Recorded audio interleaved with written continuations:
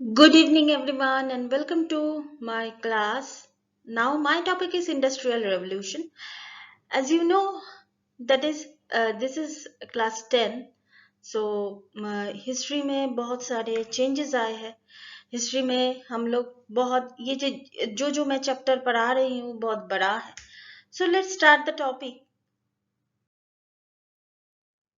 पहले तो मैं एक बात क्लियर कर दे रही हूँ, आपका ये जो चैप्टर्स है, ये चैप्टर्स में सिर्फ इंडिया के बारे में नहीं बोला जा रहा है. यहाँ पर Germany, Chinese product, different different product के ऊपर डिफरेंट यूरोपियन जो इंडस्ट्री उस टाइम में जो बिल्डअप हुआ था उस सब के बारे में ये चैप्टर में बोला गया है.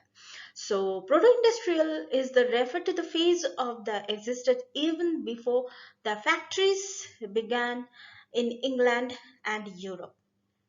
There was a large scale of industrial production at the international market. Basically, ये बिल्कुल सही है. Large scale of production उस time में बढ़ गया था.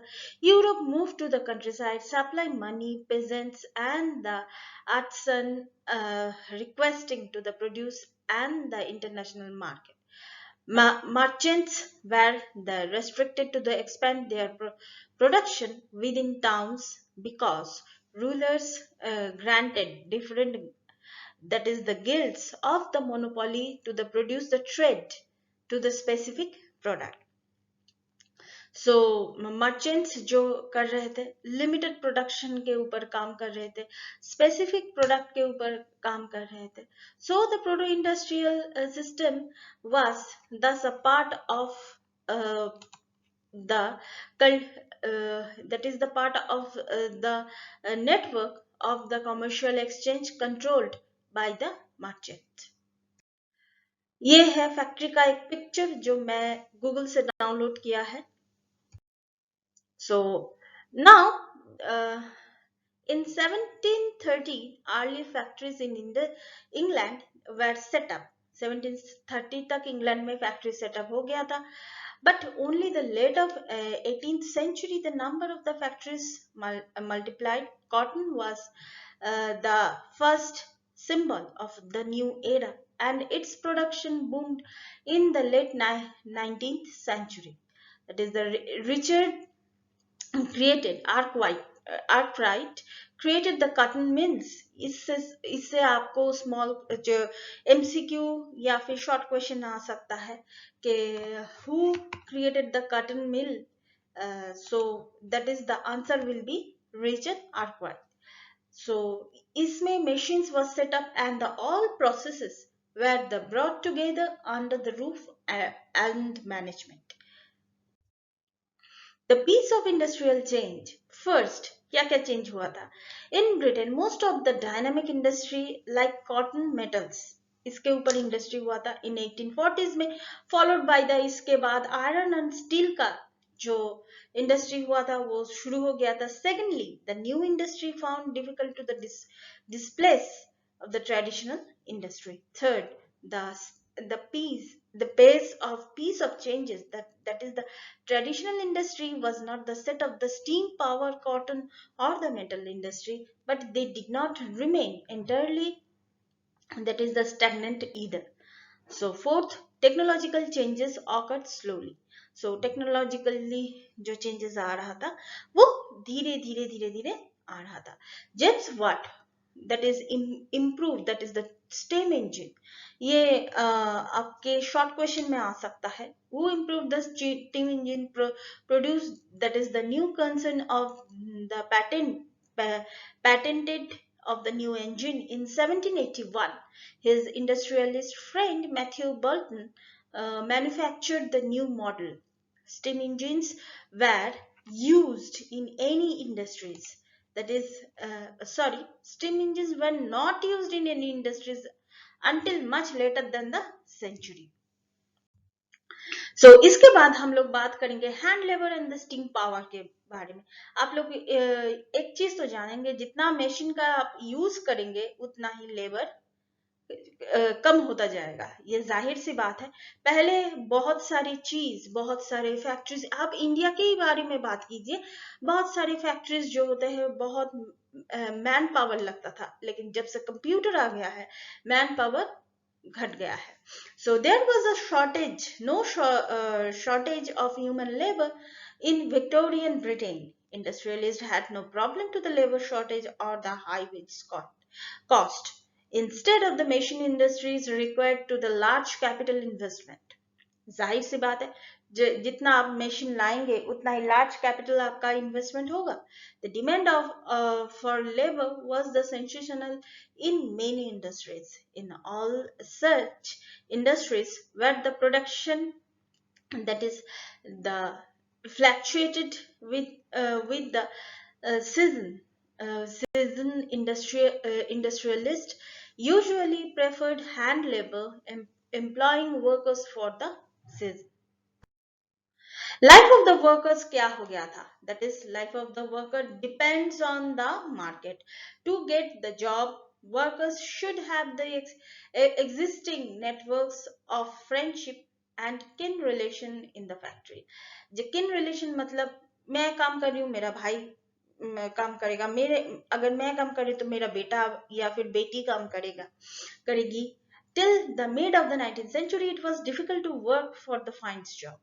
In early 19th century, wages were increased, so the fear of the unemployment made workers hostile to the introduction of the new technology। जाहिर सी बात है, जिसके बारे में मैंने पहले ही बोला था, I was told you before, that is the unemployment। जितना मशीन आप यूज करेंगे उतना ही अनएम्प्लॉयमेंट बढ़ जाएगा।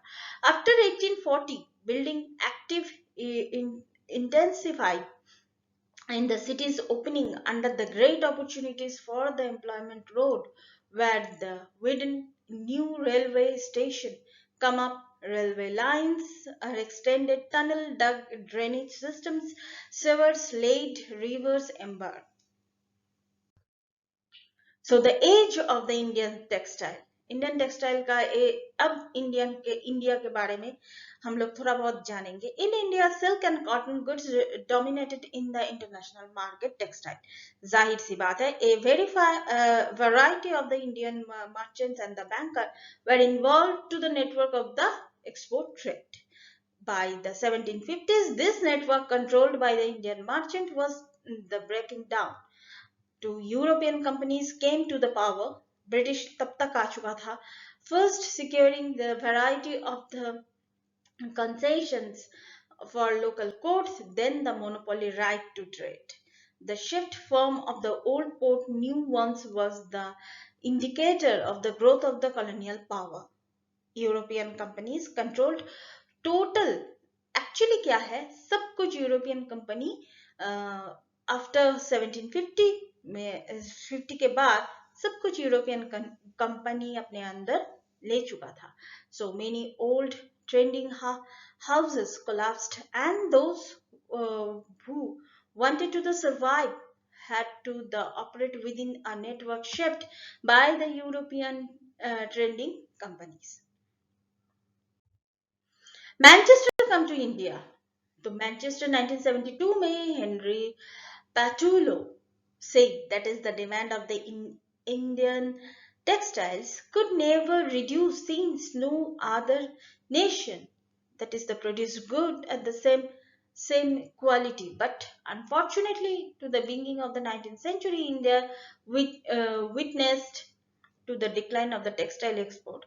In early 19th century, export of the British cotton goods increased dramatically। At the end of the 18th century, import of the cotton pieces goods were restricted into the India। In India, cotton weavers faced two problems. Number one, their export market collapsed, and number two, local markets shrank and the gutted with Manchester imports।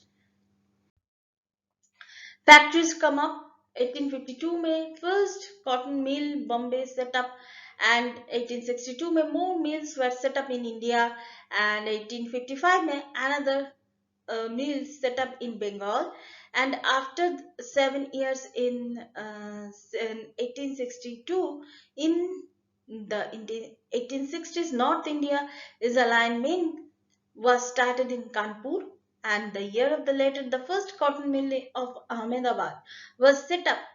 By 1874, the first spinning and the weaving mills of Madras began production.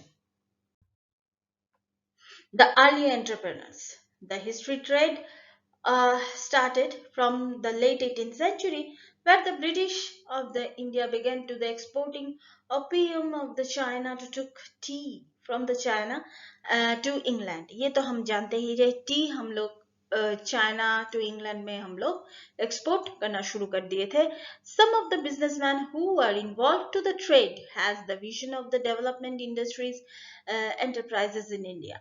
In Bengal, that is the Dwaraknath Tagore made this fortune of the China trade.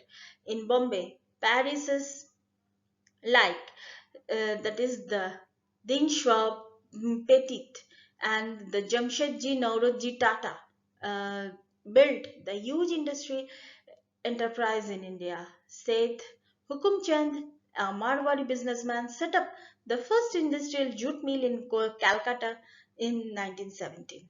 These opportunities of the investment of the industries opened up the many of them set up the factories.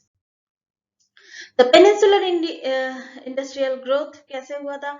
European managing agencies were interested in the certain kind of the product like tea and coffee.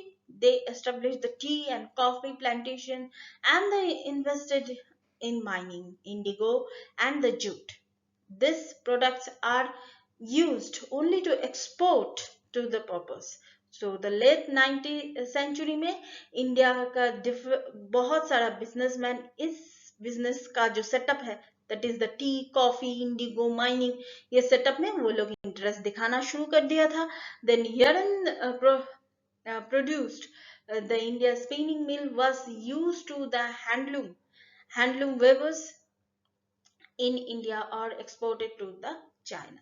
So, and from 1906, Indian yarn export to China declined. The sales of the produce from the China and Japanese mills flooded to the Chinese market. So market for goods के लिए भी market धीरे धीरे तैयार होना शुरू हो गया था. When the new products are the produced advertisement helped to the people to make the products appear desirable and the necessary. जो डिजायरेबल है नेसेसरी है उसी के ऊपर मार्केट शुरू हो गया था. Today we are surrounded by the advertisement which appear in newspaper, magazine, hoardings, street walls, television screenings.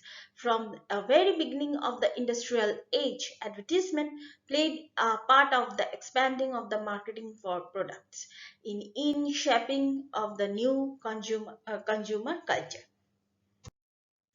So the Manchester industrialist put label in the cloth bundles to the mark to equality, that is the made in Manchester written to in bold on the label. They were expected to the feel confident about the buying of the cloth, and image of the Indian gods and goddess appeared to this label.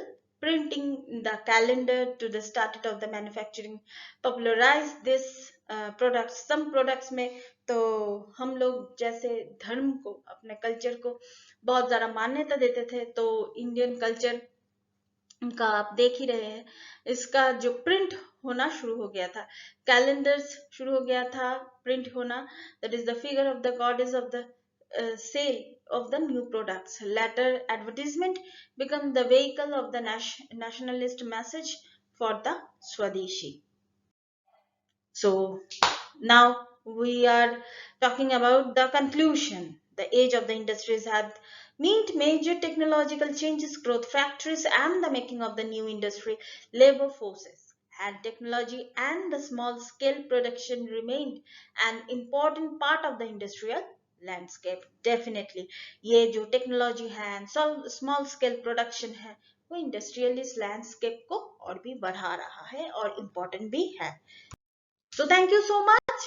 That's all for now. Please keep watching and please subscribe my channel. Till then, goodbye.